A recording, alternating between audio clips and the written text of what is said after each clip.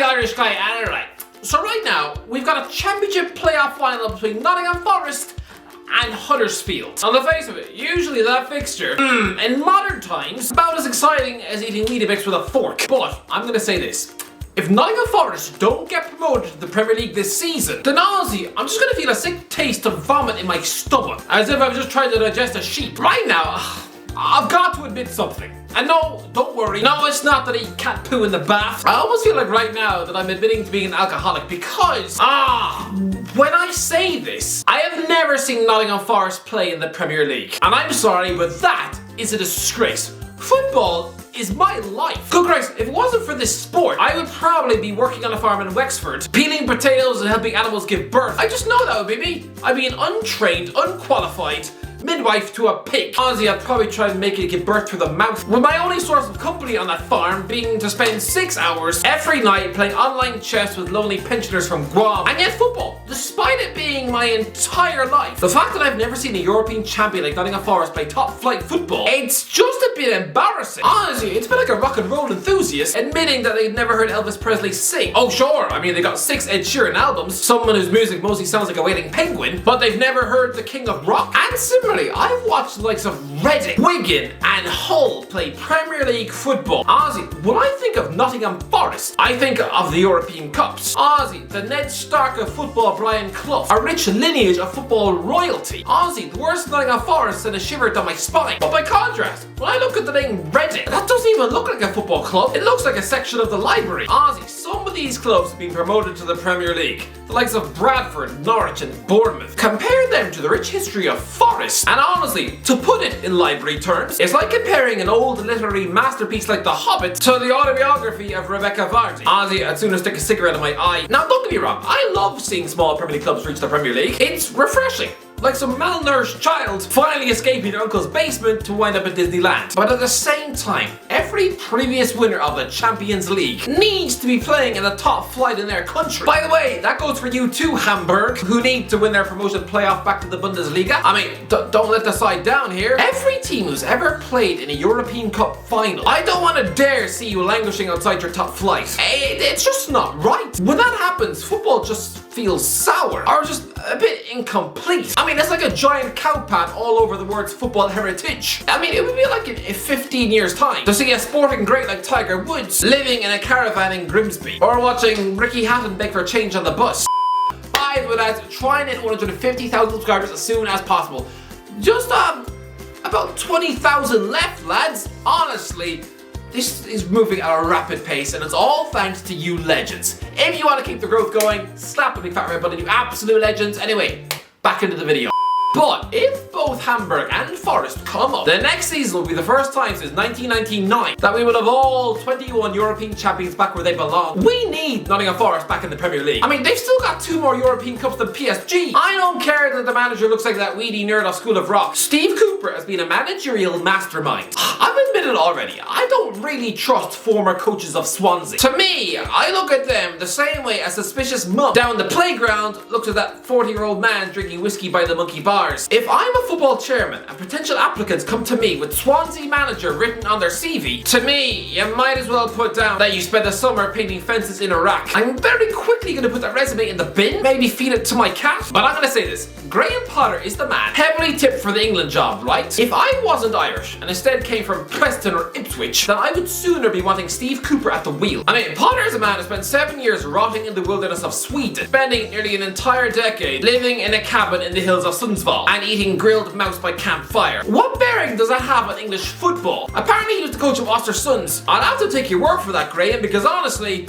you could have been Henrik Larsson's gardener for 7 years and I wouldn't have noticed. But Cooper, he spent a combined 15 years as the youth coach of Wrexham and Liverpool, bringing through the likes of Trent Alexander-Arnold and Raheem Sterling. I mean, he's a man who worked with England under 16s and England under 17s, moulding the likes of Jadon Sancho, Mason Mount, Bukayo Saka and Phil Foden. Even at Swansea, he was working with young talent like being Brewster, Mark Gahey, and Conor Gallagher. Trust me. No, he doesn't look fashionable. Yes, he might look like if Ned Schneebly had barbecued his face. But this man knows what it takes to manage top-class footballers. Even now, he's getting the best out of young James Garner in Forest midfield. You know, the guy who Bruno Fernandes can't wait to play with at Man United. This man's legacy and fingerprints are imprinted all over the Premier League. Price well, he's even helped coach the likes of Noni Madueke, who's now ripping up the Eredivisie with PSV, and Angel Gomez, who's playing for Lille in France. I mean, Gareth Southgate was given the England job based on 3 years coaching the kids. But Steve Cooper, he's been doing that his whole adult life. He's been a football babysitter since he was 27. Steve Cooper is every bit as qualified as Southgate was, and more. Because in club management, Southgate inherited a Middlesbrough team who just reached a European final, and 3 years later, he had them relegated. I mean, back in 2009, this guy was a managerial suck with the charisma of a soggy slice of pizza. I mean, he looked a bit like Donkey from Shrek, just without the jokes. I mean, even when he was sacked at the Riverside, he was only ever offered one job after that. Back in 2010, a championship relegation battle with Crystal Palace. And even then, that was just a 10-week contract. Oh, sounds about as appealing as sharing a single bed with your mum. Oh yeah, and he was also briefly linked with coaching Southampton in League One. The last 3 years, he's been linked with the biggest job in the country. Ugly scenes, not the pitch invasion. I just saw Steve Cooper. I know, the media and people like that will sneer at Steve Cooper for not being the obvious sexy choice as England manager. But I'm sorry, the last 6 England managers all look like wacky reflections in a house of mirrors. I'm sorry, but Sam Allardyce wasn't exactly ever going to be cast in Grey's Anatomy, now was he? I mean, Kevin Keegan was the last England coach who might have actually appealed to the housewives. So I don't care that Cooper looks like a dentist's foot. I don't care if he is still waiting for his first kiss. He is a top-class coach and the next big thing. And let's not forget, Steve Cooper has won the World Cup.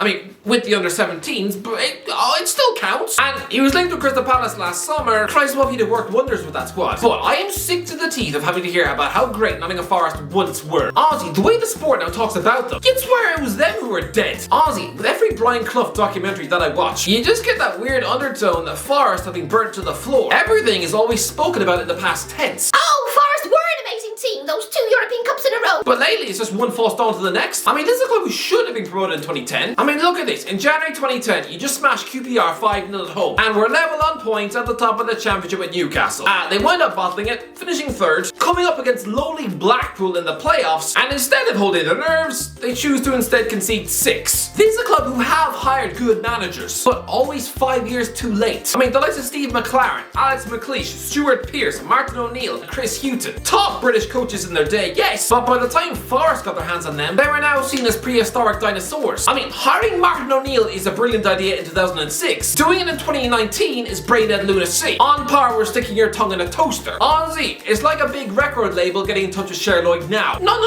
2010 was the time to do it. Now you couldn't pay a pre-teen to have her face on a school box. Lads, Brian Clough is an icon of the sport. The original Jose Mourinho. A man who coached 3 English giants in Derby County, Leeds and Nottingham Forest. In the 18 years since that great man has passed away, these 3 clubs have contributed 3 Premier League seasons. 3! And Derby's was so embarrassing it shouldn't even count. As football fans, we need Nottingham Forest to be back in the Premier League next season. Just to shake things up a bit. We need a new turnover of teams in the top flight. I was terrified it was going to be Bournemouth, Fulham and Sheffield United again. 3 teams with an uncomfortable stench of familiarity. Honestly, I am sorry, Huddersfield. Yes, I was excited to see you in the Premier League. In 2017, 5 years ago. I don't need to see you again so soon. In the same way, when your morbidly obese aunt comes over for Easter brunch. Yeah, great. I mean, you haven't seen her in 15 years. So fine, you'll agree to overlook her shortcomings, like the fact she smells like a baboon's armpit. I mean, you'll even kiss her on the cheek, even though it's filled with warts. But I mean, you don't want to see her again at Christmas. Once a year is enough, thanks. Huddersfield, we've already seen you do this. I've already seen you lose every week. Even the first season you came up, honestly, I found it a little bit creepy. When we had David Wagner, who was clearly trying to clone himself on Klopp. I mean, even now, when Klopp decides to stop wearing glasses, oh, guess who else popped into Specsavers to get some contact lenses? In Huddersfield's last season in the Premier League, I remember them putting up the fight of a dead houseplant. 3 wins and 16 points. Officially, the 3rd worst team in Premier League history. People seem to forget how bad they were. And I remember their goalie, Jonas Lossell, whining in the media about being sick of losing. I mean, not grateful for the fact that he's playing week in, week out in the Premier League. No self-awareness that you're representing Huddersfield Town. Honestly, it's like some grubby schoolboy from Wigan being randomly invited to the house party of Kanye West, and then when he gets there, chooses to spend the night moaning about how the toilet didn't flush. I'm sorry, but I don't want to see Huddersfield back. In the same way when Derby County stuck 11 points on the board in 2008, I didn't want them back either. I think if you embarrass yourselves in the Premier League and fail to register 20 points, then you should arguably be banned from getting promotion for the next 10 years. I mean, honestly, why not? You've disgraced the Premier League. I mean, it's a bit like if someone winds up in a prestigious 5-star nightclub in Miami. If I then choose to spend that night picking fights in the toilet and spewing vomit all over the bouncer's shoes, then I fully expect to get barred for life. I'm sorry, but Huddersfield had a goal difference of -54. Your top goal scorer was Carlin Grant with 4. Does anybody really want to see the likes of Orlando Aarons, Fraser Campbell, and Jordan Rhodes back in the Premier League? I'd sooner eat a cheeseburger off the floor of a public bus. Carlos Corberán has done a brilliant job in the Championship, yes. And yeah, I realise he was Marcelo Bielsa's apprentice at Leeds, but even looking at his face, I can already smell a Premier League sack by Halloween. I mean, he's finished 20th in the Championship last season. When he oversaw a 7-0 defeat to Norwich in April, he probably drove home that night expecting to have a CV fed to the dog. I mean, Isabella spent 2 years coaching in Saudi Arabia and wound up getting sacked in Cyprus. I am telling you now, this man is never going to have more than 2 Premier League wins in his CV. I don't need to see Huddersfield Town back. I don't need to see Professor Xavier jumping around the pitch with a whiskey bottle. But Nottingham Forest, I trust Steve Cooper to not just keep this team competitive next season, but if he's back properly, oh, he'll keep them up. He'll bring Patrick Bamford back to the club if Leeds go down. You know, someone who was on the books of Forest for 11 years as a violin-playing child. This is a man who took over an absolute mess. They had 1 point after 7 games this season, and they wound up on 80 points. And he's found time to beat Arsenal, stick 4 past Leicester, and narrowly lose by 1 goal to Liverpool. He is a miracle worker, and we need Nottingham Forest back in the Premier League. Anyway, that's what do you think, lads? Let me know in the comment section below. Who do you want to go? Huddersfield or Nottingham Forest? Let me know in the comment section below. Enjoy the video. Don't forget to like, subscribe, and as always, I'll talk to you in a while.